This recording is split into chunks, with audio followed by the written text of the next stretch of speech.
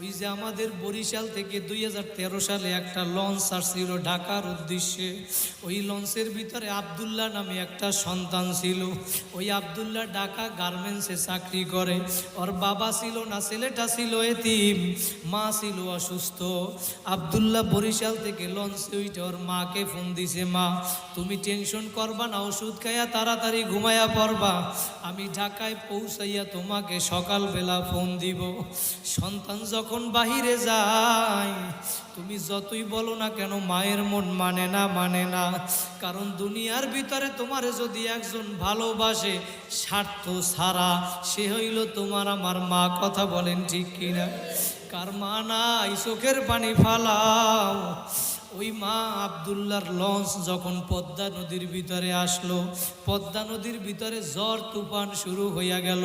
বাইরা মিথ্যা না সত্য ঘটনা পত্রিকার পর্যন্ত দিয়েছে। ওই লঞ্চের ভিতরে তুফান শুরু হওয়ার পর মায়ের মনটা কেমন জানি ছটফট করে। সন্তান মারে ফোন দিয়া বলে, মা আমি তুফানে পড়ছি সেইটা বলে না, বলে আমি ঢাকায় গিয়া তোমারে ফোন দিব, তুমি ওষুধ খাইয়া তাড়াতাড়ি ঘুমাইয়া পড়ো। রাত্রবেলা মা ওষুধ খাইয়া খাবার খাইয়া যখন বিছানায় শুইতে যাবে, মা রিমোটটা নিয়ে টিভি ছাড়ছে খবর দেখার জন্য। যখন টিভিটা ছাড়লো, খবরের নিচে ব্রেকিং নিউজে লেখা উঠছে, ওই লঞ্চ যেই লঞ্চ বরিশাল থেকে সাইরা গেছিল, পিনাক 6 লঞ্চ, ওই লঞ্চটা পদ্মা নদীর ভিতরে ডুইবা গেছে। মা একটা চিৎকার দিয়া বলে, আব্দুল্লাহ, ওই লঞ্চের ভিতরে তো আমার সন্তান আব্দুল্লাহ আছে, ছেলে যদি বিপদে পড়ে আগে জানে কে? মা এখন চিৎকার দিয়া বলে, আব্দুল্লাহ, আব্দুল্লাহর মোবাইলে এখন ফোন দেয়, ফোন রিসিভ হয় না। ফোন বাজে কিন্তু ফোন রিসিভ হয় না, একবার দুইবার তিনবার। মায়ের মন মানে না, সন্তান আব্দুল্লাহর ফোন আর রিসিভ হয় না। একদিন 2 দিন হইয়া গেল। পরের 2 দিন পরে ওই পদ্মা নদীর ভিতর থেকে লঞ্চ উঠানো হইল। লাশের পরে লাশের মিছিল শুরু হইয়া গেল। পদ্মা নদীর পাশে লাশ আর লাশ। একদিন 2 দিন আব্দুল্লাহর মা, আব্দুল্লাহর জবান থেকে মা ডাক শুনে না। আব্দুল্লাহর মা সহ্য করতে না পাইরা 3 দিনের দিন আব্দুল্লাহর মা পদ্মা নদীর কাছে চইলা গেল। পদ্মা নদীর কাছে লাশ উল্টাইয়া এবার আব্দুল্লাহর খোঁজে। পদ্মা নদীরে ডাক দিয়া বলে, পদ্মা নদীরে, তুই আমার আব্দুল্লাহরে কোথায় হারাইছো? আব্দুল্লাহর লাশটা পর্যন্ত খুঁজিয়া পায় না।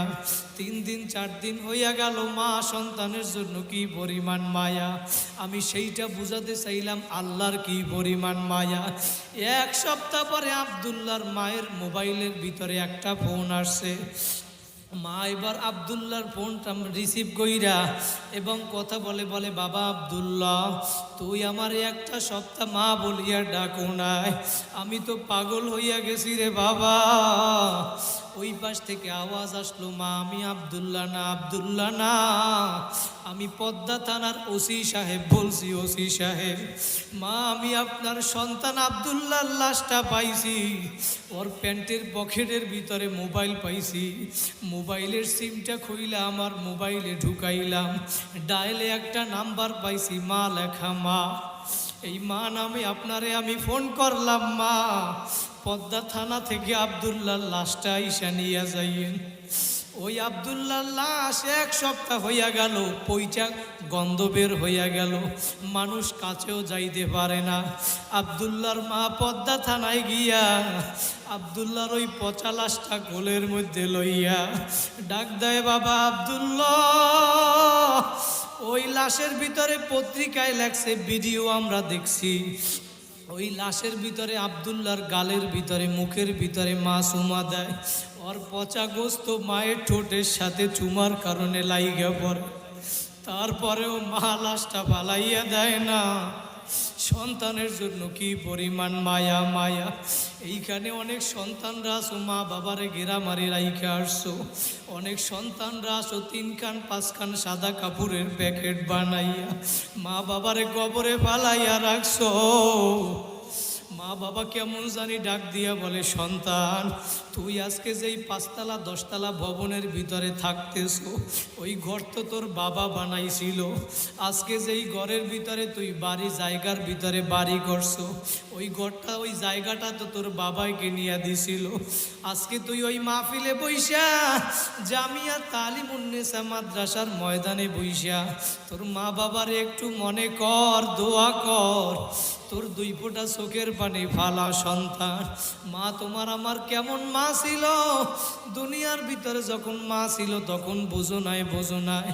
স্কুলে পড়ছো, কলেজে পড়ছো, আইসা 7টা ময়লা হইয়া গেছে, জামাটা মায়ের কাছে দিয়া চইলা গেছো, মা জামাটা ধুইয়া সুন্দর করিয়া গুছাইয়া রাখছে।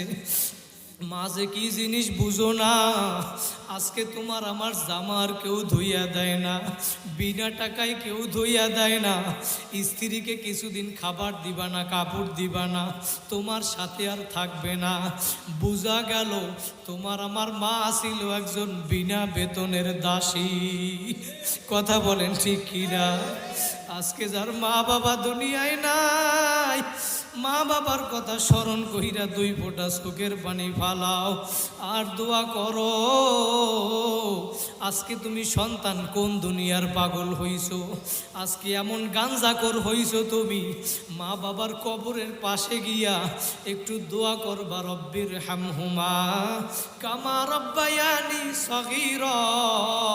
তোমার 40-50টা বছর হইয়া গেল, এই দোয়াটা পর্যন্ত তুমি পড়তে পারো না। কপাল পরানে মুখারাম, তুমি লেখা রাখো তোমার কপাল বইরা গেছে, বইরা গেছে। মা বাবার কবরের পাশে যাইয়া চোখের পানি ফালাও আর বলো, রব্বির হামহুমা কামা রব্বায়ানি সগীরা।